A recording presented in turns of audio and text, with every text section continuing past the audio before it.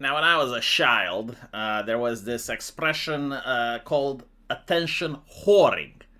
Was describing the behavior of a man or a woman that would conduct themselves in a very demeaning manner, or they would say extremist stuff in order to attract attention.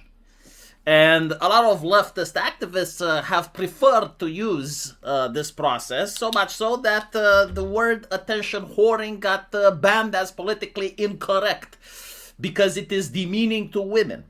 I do not believe it is demeaning to women because most women do not attention whore. However, a lot of extremist left activists enjoy doing this so much that they have to fight against the word in order for them not to lose credibility and reputation.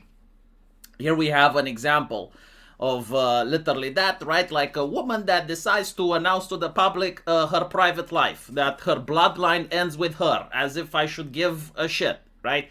Like, she's not part of my family. Thank God she hasn't married with anyone from my family. So, like, I genuinely do not care what she does with her bloodline. Unfortunately, however, we live in a society where my taxpayer money are being taken away from my family, and when she gets older, she's going to receive a cut. And I find that extremely unfair, disgusting, and abhorrent, right? Because if you live in a welfare state, then when you go old and you chose to have your bloodline ended with you, that means that you're like a vampire. You now need to suck on other people's money who have decided to have children, right? And so how is that fair? Now, some people may point out, well, she has contributed to society and she has paid her taxes. And so this is how it's fair because you benefit from her as well. And to answer that is like, look, I want to opt out. Okay? Like, I want absolutely nothing from her, and she should get nothing from me. In fact, I think society should actually be split. People who have children and people who don't have children. People who don't have children should contribute to society amongst each other, right? So, like, they should benefit from their own welfare programs and everything like that. And people with children should be on our side of the lane. Like, wouldn't that be a beautiful country, huh? Like, wouldn't that be justice? I think that would be equitable. Like, if I was to create a society, it would be like that. Two systems, right? Neither one of them has an advantage or a disadvantage. They're just two systems. You don't have children, that's fine. Like, you don't have to have children, right? Like, you still contribute to the taxes, you still get welfare, but you only donate and you get from other people that didn't have children, right? And meanwhile, the people that do have children are in a completely separate category, and they get to contribute with each other. I think like that would be fairness. Unfortunately, we do live in a very oppressive feminist society where my way of how things should be is not applied. Now, the question is like, why do I say we live in a feminist society? Because, look, I mean, her statement, basically saying that people should stop having children, asking for more migrants, asking for more environmentalist policies, when all of these things are destabilizing the modern welfare state, right? But she's permitted to say these things. Like, she's allowed to say these things. Meanwhile, if you were to have a cisgender patriarchal man that would say he wants to stop immigration, he wants to stop the welfare state, he would be treated extremely differently, right? Like, he would be treated as an extremist, he would be investigated for hate speech.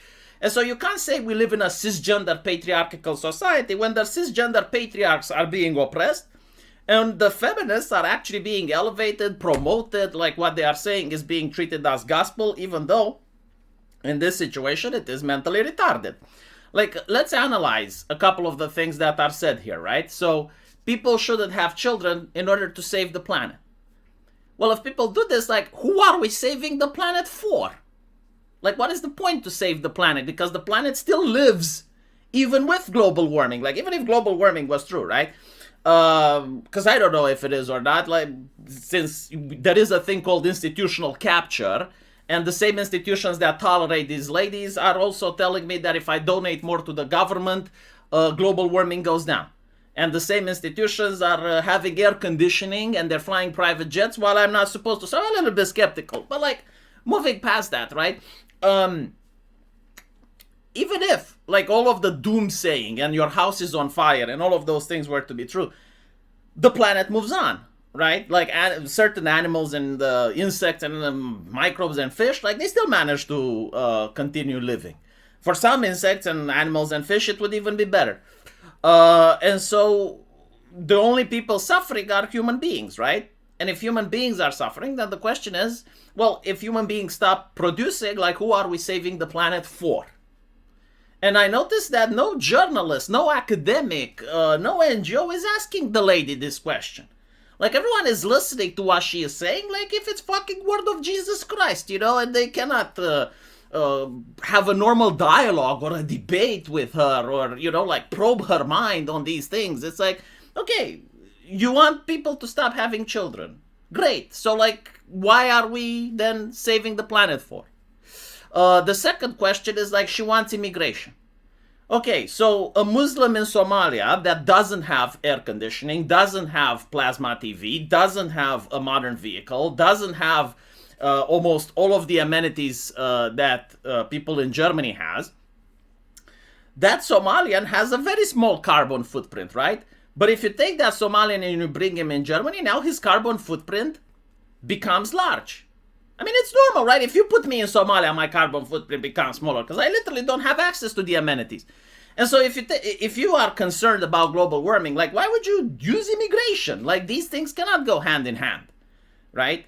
And then Europeans are to blame for the poor quality of life in Africa. Okay, so do you think like before Europeans went to Africa, like Africa was a really great place? If anything, the Europeans have contributed to the wealth of Africa during the slave period, right? Like look at the Congo kings. The Congo kings, due to the Portugal Empire, were actually one of the wealthiest nations on planet Earth because they were selling slaves. If you want to say that the British Empire have brought poverty and destitute to the Congo kings by banning slavery, then yes, that would be true. But anyway, right. The other thing is the absolute hatred for white people. So it's white people that are the problem, right? Like not the Chinese, not the people from Saudi Arabia. Interesting how like Europeans did not bring poverty into Saudi Arabia. Did you notice that? Like I find it fascinating. So how did the Saudis manage to stave off the Europeans while the Africans did? What did the Saudis have that the Africans did not? Anyway, I just wanted you to see like which is the moral country of Europe, right? Like this is the ideology that the European Union embraces. This is not extremism. This is not hate speech. This is not problematic in any way, shape, or form. This is to be promoted. That it's what decent people usually talk about at the corporations around the water cooler. Let me know what you guys think, and as usual, we'll see each other in the comment section. Take care.